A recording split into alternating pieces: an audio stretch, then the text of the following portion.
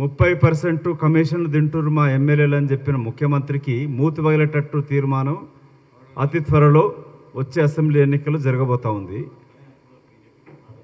కర్ణాటకలో కూడా BJP party సాక్షాత్తు ప్రధానమంత్రి హోంశాఖ మంత్రి 133 నుంచి 150 సీట్లు వస్తున్న బీజేపీ పార్టీకి ఏమైంది? ఇదే టీఆర్ఎస్ పార్టీ అతిగతి లేకుండా ఏ విధంగా ఉండే గతంలో ఎన్ని నియోజకవర్గాలు వాళ్ళు గెలిచినారు, ఎన్ని ఉప ఎన్నికలు గెలిచినారు.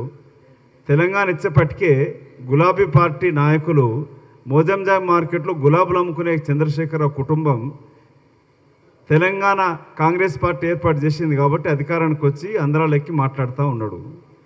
అధికార అహంకారంతో మాట్లాడితే ప్రజలు రాజకీయంగా బొందబెట్టే రోజులు అతి త్వరలో వస్తాయి.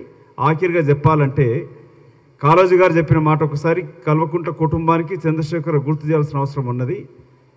పరాయివాడు మోసం చేస్తే సరిహద్దులోకి పారదోలమన్నాడు, సొంతవాడు మోసం చేస్తే రాజకీయ బొందబెట్టమన్నాడు. తెలంగాణ ప్రజలు కల్వకుంట్ల కుటుంబం బీఆర్ఎస్ పార్టీని బొందబెట్టడానికి సిద్ధంగా ఉన్నారు. హాయ్ ఫ్రెండ్స్, మా టుడే టుమారో యూట్యూబ్ ఛానల్ చూస్తున్నందుకు చాలా థ్యాంక్స్. మరిన్ని లేటెస్ట్ వీడియోస్ కోసం వెంటనే సబ్స్క్రైబ్ చేయండి. అలాగే ఈ బెల్ ని కూడా రింగ్ చేసేయండి. మా నోటిఫికేషన్స్ అన్ని మీ మొబైల్లో వస్తాయి.